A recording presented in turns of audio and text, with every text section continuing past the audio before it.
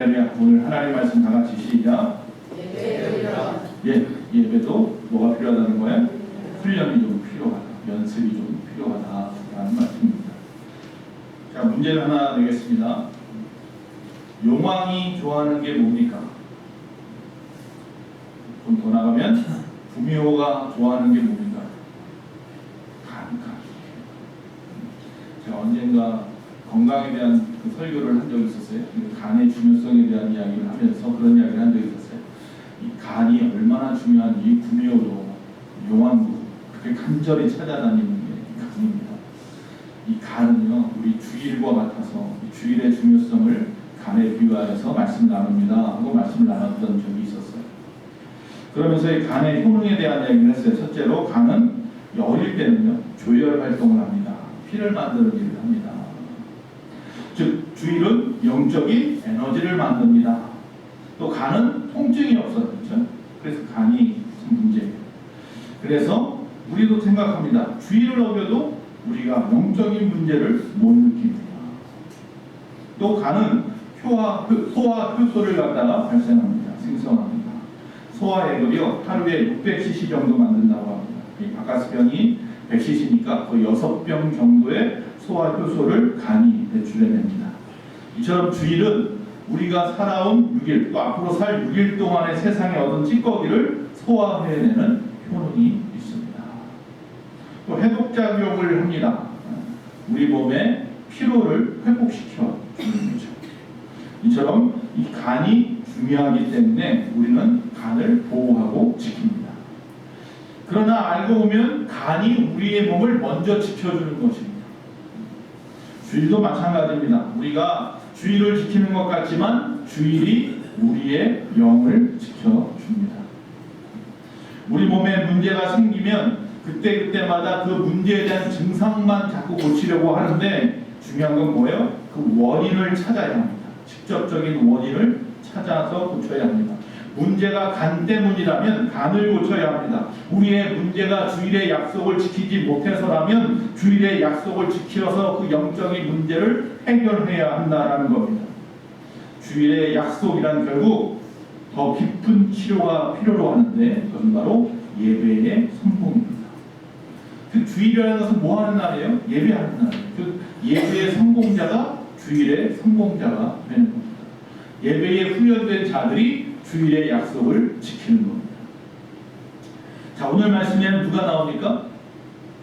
아브라함이 나와요. 아브라함, 믿음의 조상이라고 하는 아브라함, 경건의 아이콘이라고 하는 이 아브라함이 나와요. 자, 이 아브라함을 통해서 우리는 이 예배의 중요성을 갖다가 오늘 좀 배워보기를 원합니다. 첫째는 예배는 자기 자신의 영적인 현 주소를 깨닫게 하는 힘이 있습니다. 저 사람이 예수 믿는 사람인지 아닌지 알아보는 가장 좋은 방법 중에 하나는 뭐예요? 주일날 예배하느냐 예배하지 않느냐. 영적인 문제를 우리가 지금 다룬다고 하니까 이 영육혼이 따로따로 구별되어서 오직 영적인 것들만 무너지지 않으면 된다라고 생각할 수 있지만 그런 의미가 아니라 영적인 것들이 먼저 바로 서야 나머지 나머지 혼과 육도 지켜진다라는 의미가 있습니다. 오늘 본문에 이 아브라함이 75세 때에 하나님께서 그가 살던 갈대아 우르라고 하는 곳에서 부르십니다. 너는 내 본토 친척 아비 집을 떠나서 내가 내게 명한 곳으로 가라. 어딘지도 몰라요. 그냥 가라 하니까 가요. 그래서 그들은 그냥 무조건 어떻게 해요? 북쪽으로 왔어요. 뭐를 따라서? 그들이 살고, 우리도 마찬가지로 강을 따라서 물이 필요하니까. 그래서 흘러 간 데가 파란 땅이었어요.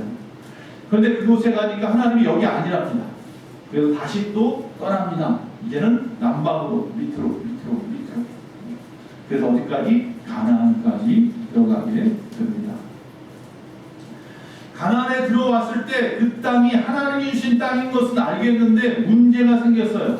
하나님이 주셨으면 항상 그곳에 풍요로워야 되잖아요. 젖과 꿀이 항상 흘러야 되는데 제일 먼저 온 것이 뭐예요? 기근이었어요. 우리가 주를 위해서 뭔가 좀 해보려고 액션을 취하려고 하는데 갑작스럽게 문제가 생기는 경우들이 있어요. 이거 뭐예요? 왜 그런 문제가 생깁니까? 하나님 나 약 올리는 겁니까? 하나님이 없는데 우리가 잘못 믿는 겁니까? 시험하는 거야. 훈련시키는 거야. 연단하는 거야. 한번 보자. 네가 이 땅을 지킬 만한 능력이 있는지 의지가 있는지. 근데 아브라함은 어떻게 합니까? 그 땅을 버려요.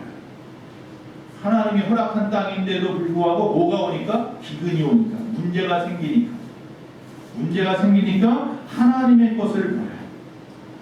여러분, 가나안에 그들이 와서 문제가 생겼던 그 상황들 속에서 그들이 한 행동이 있는데, 즉 아브라함이 가나안에 올 때까지 늘 했던 행동이 하나 있어요. 뭐 하는 거냐? 제단 쌓는 일이었어요. 그가 가다가 오늘은 여기서 멈춘다 하면 여기다 뭘 쌓아요? 제단을 쌓았더라. 그러면서 어디까지 온 거예요? 가나안까지 왔어요. 근데 가나안에 왔는데 기근이 왔어요. 그럼 뭐 해야 돼요? 지금까지 한 것처럼 제단을 쌓아야죠. 그런데 그러지 않았어요. 즉 그가 애굽으로 가야겠다라고 결정을 내리는 데 있어서 빠뜨린 게 있는데 그게 뭐예요? 예배예요. 기도예요. 제단을 쌓지 않았어요. 자, 가는 곳마다 제단을 쌓는 일을 했던 그가 이상하게도 애굽으로 가기 위한 이 위급한 상황에서는 제단을 쌓지 않았다. 성경에는 그 이유는 나와 있지 않아요. 그러나 우리가 좀 짐작해 볼 수 있는 것들이 추측해 볼 수 있는 한 두 가지 있어요. 첫째는 뭐냐면 너무 힘들고 급하다고 해서 눈에 보이는 그 현실이나 상황이 너무나 다급하다고 해서 그렇게 생각하여 당황해서 예배를 빠뜨렸을 수도 있겠죠. 아니면 하나님에게 대해서 삐쳐서일 수도 있어요. 사람이 참 인생이 잘 삐져요. 잘 삐져가지고 나 교회 안 나가 이러잖아요. 잘 삐져요. 그래서일 수도 있어요. 제가 볼 때는 두 번째인 것 같아요. 내가 지금까지 여기가 어딘지도 모르면서 하나님만 믿고 왔는데 지도 한 장 안 주시고 나침반 하나 안 주시고 그냥 가라 해서 그냥 무턱대고 여기까지 그냥 내 가족 데리고 왔는데 아니 이러실 수가 있습니까? 여기라고 해놓고 왜 기근이 와서 또 죽게 만드십니까? 삐졌어요. 그래서 결국은 하나님을 원망했던지 안 했던지 그가 한 일이 하나 있는데 바로 예배를 포기하는 일이었어요. 참 이 시험 든 사람의 첫 번째 조건 예배를 포기해요. 그러니까 그래서 목사는 오늘도 그렇지만 잘 나오시던 분이 안 나오시면 뭐가 먼저 생각해요? 시험 들었나? 이 생각부터 한다는 거예요. 문제가 생겼나? 어떤 관계의 문제일 수도 있고 저와 관계의 문제일 수도 있고 성도들 간의 관계의 문제일 수도 있고 아니면 건강의 문제일 수도 있고 자녀의 문제일 수도 있고 부부싸움을 했을 수도 있고 여러 가지 상황 때문에 뭐 늦잠 자서 안 나올 수도 있다 치더라고요. 도대체 왜 안 나왔을까 걱정된단 말이죠. 근데 여기 있는 아브라함이 왜 예배를 안 드렸을까 생각해보니 제 생각에는 삐져서인 것 같아요. 하나님을 끝없이 믿고 따랐을 뿐이었는데 나에게 이런 어려움이 오다니 라는 생각 때문이었을 겁니다. 여러분, 평안할 때는 예배를 잘 드립니다. 그러나 위급해지면 달라집니다. 우리의 예배의 습관이 들어있지 않아서입니다. 그러니까 우리가 아무리 힘들어도 부부싸움을 해도 여러분 하루 세끼 밥 안 먹는 사람 한번 손 들어보세요. 부부싸움을 하다가도 시간 되면은 밥을 먹습니다. 부부싸움을 하다가도 시간 되면 잠을 자고요. 세수를 하고 옷도 입고 화장도 하고 그리고 세상에 나갑니다. 그 습관이 되어서 그러니까 당연하다고 생각하잖아요. 근데 예배는 예외예요. 부부싸움을 했는데 왜 예배를 안 나오십니까? 예배가 잘못했습니까? 건강이 어려워졌어요. 그러면 못 나올 수도 있겠죠. 그럼 건강이 어려웠다고 하면서 세상에 나와서 다 한다고 한다면 예배도 해야죠. 왜요? 예배가 훈련되지 않았어요. 예배가 습관처럼 내 몸에 배어있지 않아요. 의식주 생활처럼 먹고 자고 싸고 똥 싸고 하는 이 모든 일들처럼 예배도 그냥 내 몸의 하나의 일부처럼 되어야 하는데 그러지 못하니까 상황에 따라서 흔들리는 거예요. 여러분, 제단을 쌓을 때 이 상황들을 한번 좀 보면 말씀해 보면요, 12장 9절에 보니까 남방으로 점점 옮겨갔다 그랬어요. 예배를 쌓았을 때는, 즉 제단을 쌓았을 때는, 하나님께 예배할 때는요 그들이 옮겨오는데 남방으로 내려가는 거죠. 사실은 우리가 지금 지도상으로 볼 때는. 근데 남방으로 옮겨간다 이렇게 표현을 했어요. 그런데 10절에 보니까 그들이 애굽으로 갈 때는 뭐라고 해요? 애굽으로 내려간다 라고 표현을 해요. 똑같은 단어일 수 있어요. 둘 다 내려가는 거예요. 그런데 그들이 갈대아우르에서 하란을 거쳐서 가나안으로 올 때는 내려가는 게 아니라 옮겨가는 거고, 그런데 이 가나안에서 밑에 지방 광야를 거쳐서 이 애굽 땅까지 가는 건 뭐예요? 내려가는 것이라고 성경이 표현을 하고 있다는 거예요. 여러분, 이것은 결국 무슨 말이냐면 방향성의 문제 이전에 영적인 상태를 지금 표현하고 있는 거예요. 즉 예배는 이처럼 우리의 영적인 상태의 궤적을 보여주어요. 신앙의 그래프라는 거예요. 우리가 가끔 가다 보면 우리가 청지기 대학에서도 했었고 여러 가지 뭐 신앙 수련회를 간다든지 하면 가끔 하는 것들이 뭐냐면 신앙의 그래프 같은 거 그려보는 거예요. 즉 1살부터 10살까지, 10살부터 20살까지, 20살에서 30살, 10년씩 끊기도 하고 1년씩 끊기도 하고, 연세가 많으신 분들은 이거 1년씩 끊으면 80개, 90개 되니까 10년씩 끊고, 젊은 사람들은 1년씩 끊고, 이렇게 해서 그래프를 그려요. 그리고 100점이라고 써놓고 50점 써놓고 그래프를 하나씩 이렇게 그려보는 거예요. 처음 예수 믿었을 때는 뭐 100점이었어. 성령 충만했어. 그런데 계속 100점을 가면서 했는데 그러지 못하고 어느 순간 문제가 생기니까 쭉 떨어졌다가 또 어느 순간 다시 또 올라가기도 하고, 이게 이제 신앙의 그래프란 말이에요. 한번 집에 가서 한번 그려보세요. 여러분의 신앙의 그래프 지금은 어디쯤에 왔는지. 그런데 이 신앙의 그래프하고 똑같은 궤적을 그리는 게 하나 있어요. 이게 뭐예요? 예배. 즉 내 신앙의 그래프가 100점이었을 때는 예배도 100점이에요. 내 신앙의 그래프가 30점, 40점이었을 때 예배도 30점, 40점입니다. 똑같이 가는 거예요. 다른 말로 예배가 없다면 나의 신앙의 상태나 나의 삶의 지표의 방향이 어디로 향하고 있는지 그 의식 자체를 상실하게 된다라는 것입니다. 즉 예배는요, 나의 인생의 그래프, 아니 내 인생의 내비게이션인 거예요. 예배가 멈추는 순간 아브라함의 삶의 내비게이션도 멈춰버려서 칼바를 잃어버리게 되는 거예요. 우리의 삶이 힘들고 어렵고 교회에 관심이 없어지고 불만이 생기고 그 이유가 뭐라고요? 예배에 실패했기 때문입니다. 오히려 그런 상황에서 예배를 통해서 주님을 만나려고 애쓰고 수고하신다면 오히려 그 시간이 나의 신앙이 한 단계 업그레이드 되는 기회가 될 것입니다. 예배를 통해서 주님을 만나는 거죠. 예배를 통해서 주의 음성을 듣는 겁니다. 즉 예배가 실패했다는 것은 주님을 만나는 것을 실패한 거고요, 주의 음성 듣는 것을 실패한 거예요. 물론 이 시간 예배 시간에 다 나와 앉아있다고 해가지고 모든 사람의 예배의 성공자는 아닙니다. 시간 딴 생각하는 분들도 있고 다른 것에 관심을 팔고 있는 분들도 있을 수 있으니까요. 자, 그런데 예배가 실패하면 두 번째, 모든 걸 실패한 것이라는 사실을 기억해야 한다라는 겁니다. 자, 예배가 실패하면요, 그래서 자신에게 뭐가 생겼냐? 문제가 생깁니다. 첫째로. 자, 욕망이나 구미호가 간이 중요한 것을 아는 것처럼요, 사탄은 우리에게 예배가 중요한 것을 너무나 잘 알고 있어요. 그래서 사탄은 우리의 주의를, 우리의 예배를 빼앗으려고 하고 있다는 거예요. 오늘도 여기 옆 주변에 잘 나오시던 분이 안 나오신 분들이 있다면 혹시 이분들이 사탄에게 오늘의 주의를 빼앗겨 버리신 분들이, 우리가 여기서 놓쳐서 안 되는 것이 있습니다. 아브라함의 믿음이 우리보다 못했을까요? 절대로 아닙니다. 그랬다면 그를 믿음의 조상이라고 표현하지도 않았을 겁니다. 우리보다 몇 배 뛰어난 경건함과 뛰어난 예배와 뛰어난 기도를 하는 신앙의 사람이었던 것이 아브라함이요, 그 당시 온 세상에서 하나님이 한 사람을 딱 점찍어가지고 나의 백성의 조상으로 삼겠다는 게 아브라함이란 말이에요. 우리보다 못하지 않은 이 아브라함인데도 예배를 안 드렸어요. 잘못된 결정을 했어요. 그런데 우리야 말해서 뭘 하겠습니까? 10절에 보니까 그가 애굽에 내려갈 때에 영원히 살려고 한 것이 아니라고 합니다. 그래서 뭐라고 표현하면 거류하러 간다. 거류라는 말은 뭐예요? 잠깐 머무는 거예요. 다시 말하면 다시 컴백하겠다라는 거예요. 내가 다시 가나안에 돌아올 거야. 이 어려운 동안만 잠깐 내가 떠났다가 올 거야. 아니 여러분, 그건 정말 잘못된 생각입니다. 어려우면 더 나와야 됩니다. 하려면 어려울수록 더 예배에 나오셔야죠. 어려울수록 더 주님을 붙잡아야지요. 내가 지금 잠깐 어려우니까 교회를 잠깐 떠났다가 이 문제가 해결되면 다시 돌아올게요. 지금 상황이 좋지 않으니까 잠깐 교회를 나갔다가 이 문제가 해결되면 다시 컴백할게, 금요 환영할게, 이런 겁니까?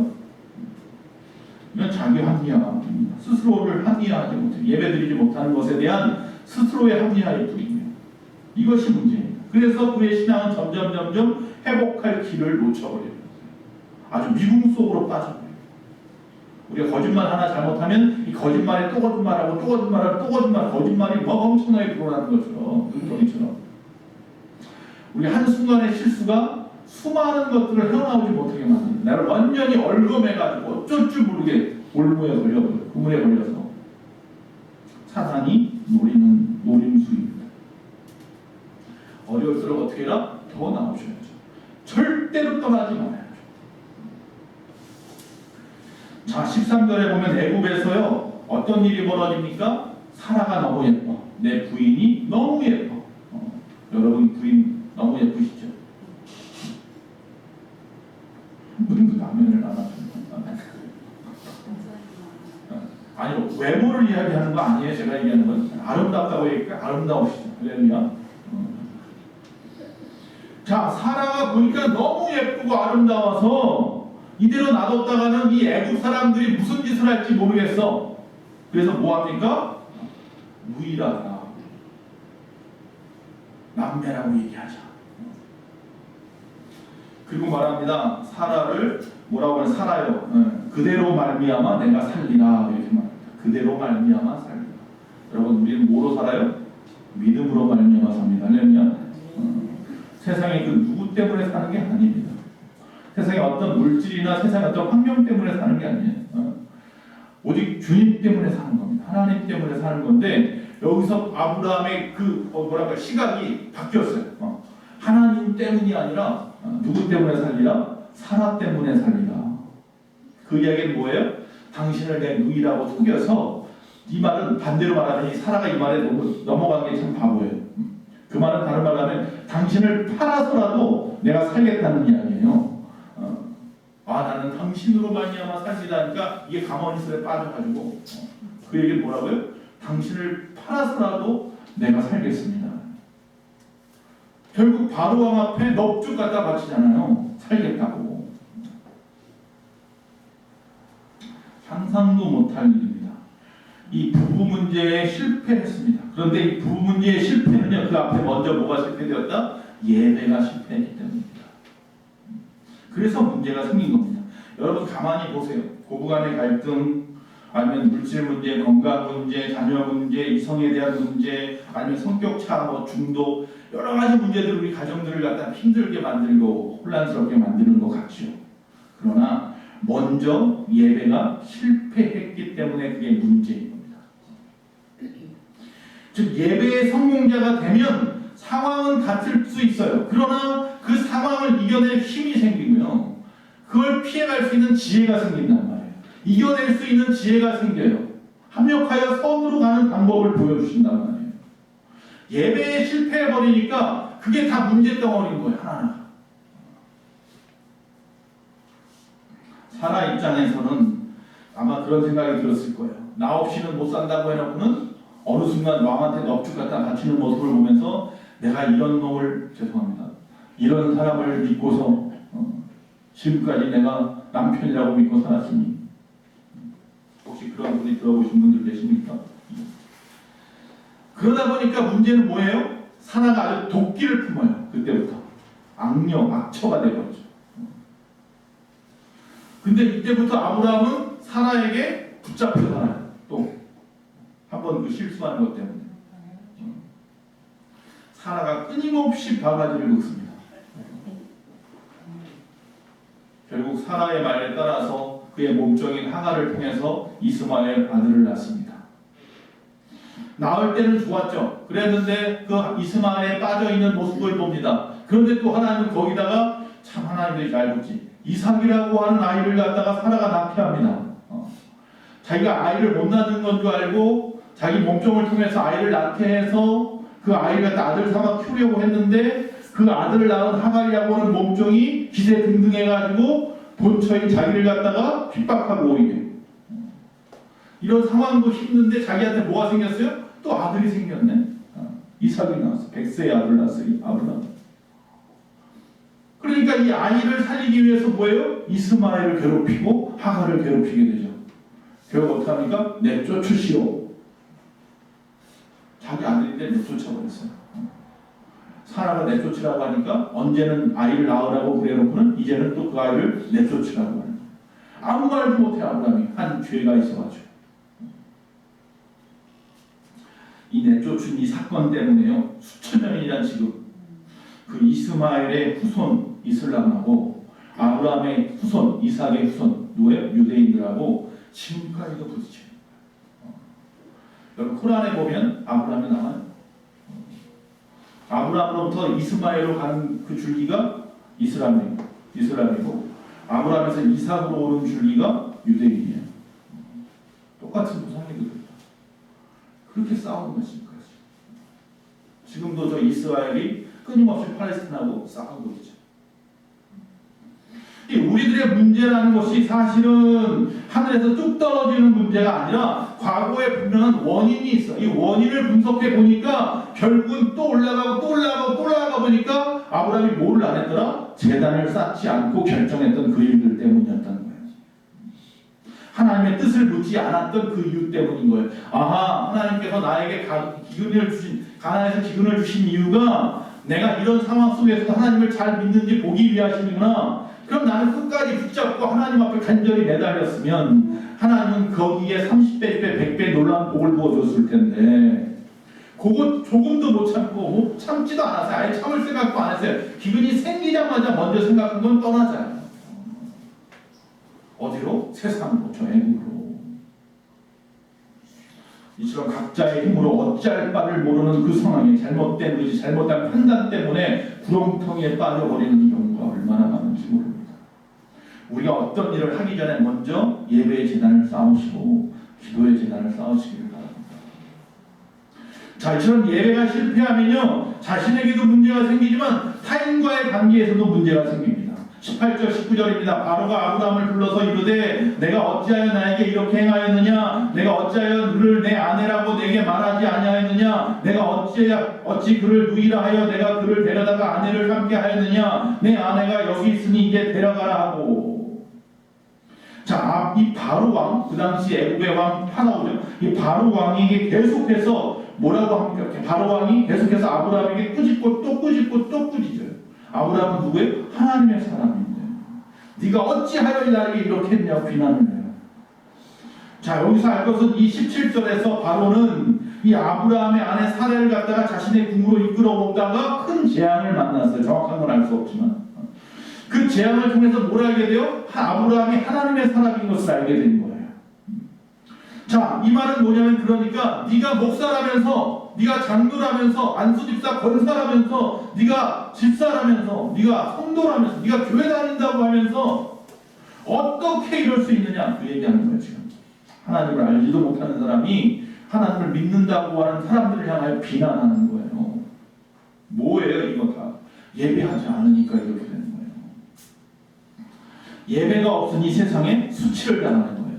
로마서 분명히 말씀합니다. 너희가 수치를 당할 일이 없게 하겠다고 했어요. 하나님을 믿는 자마다. 근데 수치를 당합니다. 한국 교회가 비난을 받는 이유, 교회가 없어서입니까? 아니요. 예배가 없어서입니다. 아, 예배 드리고 있는데요? 정말로 신령과 진정으로 예배하십니까? 그거 묻는 거예요. 예배를 성공시킨 사람이 적다는 겁니다. 예배한다고 나오는 사람은 많은데 정말로 성공한 사람이 없어요. 주님을 만난 사람이 없어요. 주의 인재를 경험하지 못해요. 그 은혜를 체험하지 못하는 거예요. 교회 나오는 날과 나오지 않는 날이 똑같아요. 세상에서 했던 모습 그대로 살아요. 아니, 교회 나와서 은혜 받았어요? 나갔어요? 나갔으면 그 은혜 받은 대로 살아야 되는데 세상 방법대로 또 살고 있어요. 교회에다 다 내려놓은 거예요.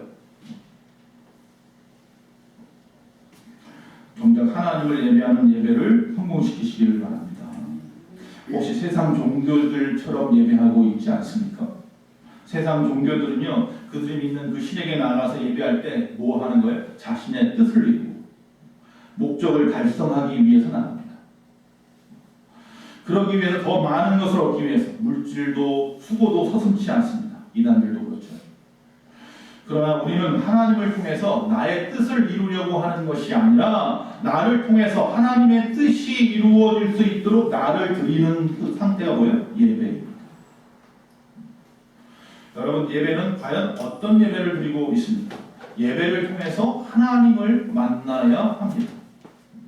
만나지 못한다면 세상에 사탄이 뿌려놓은 수많은 함정에 결국 빠져서 넘어질 수밖에 없습니다. 제가 언젠가 신학교에서 채플 시간에 설교를 하는데 이런 설교를 한 적이 있어요. 여러분, 제발 기도 좀 그만하십시오. 여러분, 제발 기도 좀 그만하세요. 그 말 딱 하니까 학생들은 어안이벙벙하고 교수들은 뭐하는 소리야? 그런 눈빛으로 저를 쳐다보더라고요.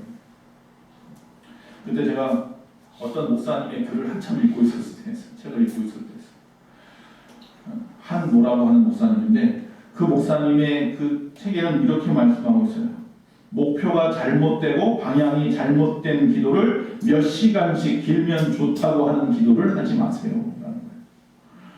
기도를 1시간, 2시간, 3시간, 4시간 막 정해놓고 하루 종일 기도하는데 뭐가 잘못됐다고요? 목표가 잘못되고 방향이 잘못된 기도를 하는 사람들이 많더라. 하나님, 옆집보다 우리 집이 잘 살게 해주세요. 옆집 애보다 우리 애가 잘 되게 해주세요. 옆에 교회보다 우리 교회가 더 부흥하게 해주세요. 그런 기도하고 있다는 거예요. 그런 기도는 끊임없이 내 욕심을 구하는 것이기에 하나님이 들어주지도 않으니, 왜? 정욕에 쓰려고 구하는 것은 잘못된 것이라고 했잖아요. 기도를 멈추라. 그러면서 한국 교회가 이 기도 때문에 망친다. 잘못된 기도하기 때문이다. 그 목사님 그렇게 이야기를 합니다. 하나님의 뜻을 구하지 않는 어린아이와 같고 타종교 같은 기도라면 하지 마십시오. 멈추십시오. 그리고 하나님의 뜻을 구하기 위해서라면 오래 머무십시오. 그렇게 한다면 그 기도는 성공할 것입니다. 즉 우리의 기도는 어떤 기도여야 되냐면 하나님의 영광을 구하는 기도여야 합니다. 첫째, 내가 지금 하나님 앞에 지금 기도하고 있는 이 부분을 통해서 하나님이 영광 받으시는 자를 봐야 돼요. 두 번째는 뭐예요? 너도 살고 나도 사는 기도여야 합니다. 나만 사는 기도 마시고. 그렇지 못하는 이유는 뭐라고요? 예배가 죽어서. 바르게 질서가 없어서. 예배에 실패한 교회와 성도는 성경에 말합니다. 맛을 잃은 소금처럼 더 이상 쓸모가 없어서 길가에 버려져서 다만 세상 사람들의 발에 밟힐 뿐이다. 예배가 없는 성도들은 세상 사람들에게 비난받아요. 누구에게? 바로에게 비난받는 아브라함처럼 세상 사람들에게 뭐 하는 거예요? 밟히는. 하나님은 아브라함이 애굽에 내려간 다음에 한 번도 아브라함에게 말씀하신 적이 없습니다. 성경에 보면. 기근을 주시고 난 다음에 그가 나 이제 내려가겠다. 애굽에 가서 잠시만 거류했다 와야지 하는데도 하나님이 아무 말씀 안 합니다. 어떻게 하나 보자. 근데 오히려 누구에게 간섭합니까? 바로 왕한테 말합니다. 좀 아이러니하지 않습니까? 하나님은 믿음의 사람을, 즉 하나님의 자녀에게만 말씀하는 줄 알았더니 이 바로에게 계속 간섭하십니다. 누구를 괴롭히게? 아브라함을 괴롭히게. 이스라엘이 바벨론의 포로로 잡혀왔습니다. 하나님이 바벨론에게 간섭하시는 거예요. 이스라엘을 포로 삼으라. 여러분 주변에 지금 믿지 않는 자들이 참 잘 되는 것 같고 믿지 않는 사람들이 나를 힘들게 하는 것 같죠? 하나님이 간섭하는 순간일 수도 있어요. 내가 예배하지 않니? 나하고는 이야기 안 하시고 하나님이 의도적으로 세상을 갖다 움직여서라도 나를 책망하고 나를 면담하고 나를 시험 들게 해서라도 다시 돌이키는 방법이라면 그 일을 행하신다는 거예요. 내가 하나님 앞에 통로를 문을 닫아버리니까 하나님의 새로운 통로를 통해서 나를 뒤에서 계속해서 푸시하고 계시는 거예요. 예배의 문이 열려야 돼요. 자, 세 번째, 그러면 어떻게 우리의 예배를 훈련시킬 수 있을까요? 오늘 이 순간부터 우리의 삶의 최우선을 예배로 두십시오. 즉 아브라함을 우리 모두 본을 삼아서 예배 없이는 아무것도 하지 말자라고 다짐하시자는 거예요. 아브라함을 보니 믿음의 사람이라는 사람도 하나님 앞에 예배하지 않았다 이런 어려움과 공경을 당했는데, 그렇다면 나는 순간부터 아브라함을 하지 못했을지라도 나는 이 순간부터 무엇보다 예배하는 자가 되겠다 결단하시자는 거예요. 한 주일의 첫날인 오늘 주일 예배가 이 한 주간의 삶을 바꾸어 놓을 수 있다는 믿음을 가지고 오늘 이 예배 시간에 앉아 계셔야 하는 거예요. 예배 시간은 꼭 지킵시다. 그러면 여기서 예배는 하나님과 만나는 시간을 말하는 거예요. 하나님과 만나는 시간만큼은 좀 지킵시다. 아까 말씀드린 것처럼 내가 혹시라도 늦잠을 잤다거나 혹시라도 오는 길에 사고가 났다거나 여러 가지 이유가 있었다면 내가 이해가 되죠. 저도 이해하려고 하는데 이해하시겠죠. 그러나 그렇지 않은 이유들이 있어요. 시험에 들었다느니, 상황이 어떻다느니 하는 것들. 즉 예배를 최우선으로 두면 얼마든지 할 수 있는 일인데 하지 않는 것들에 대한 얘기를 하는 거예요. 때론 설교나 찬양이 마음에 안 들 수도 있고 교회에 나갈 수 없을 수도 있지만 어떤 형태든지 예배를 드리고 시작하시기 바랍니다. 자, 예배를 위해서 두 번째, 자기 주도적인 활동을 멈추어야 합니다. 예배만큼. 오직 이 자기 주도적인 학습이라는 것은요, 교육에 필요한 거예요. 세상 살아가는 데 필요할 수 있어요. 그러나 예배에는 정반대입니다. 나는 이렇게 생각해, 이랬으면 좋겠어. 그러다 보면 결국 감사보다는요, 원망과 불평만이 가득합니다. 오늘 우리 예수만교회 안에서 자기 주도적으로 나에게 주어진 그 직분과 나에게 주어진 그 신급을 가지고 나에게 주어진 그 사역을 가지고 내 마음대로 하겠어. 그래서 내가 어떻게든 이걸 내가 이렇게 만들어 놓고 이렇게 해서 칭찬받아야지, 그런 마음으로 하신다면 감사는 없어졌을 거예요. 그 순간부터 온갖 불평과 온갖 원망만 가득 쌓이게 될 거예요.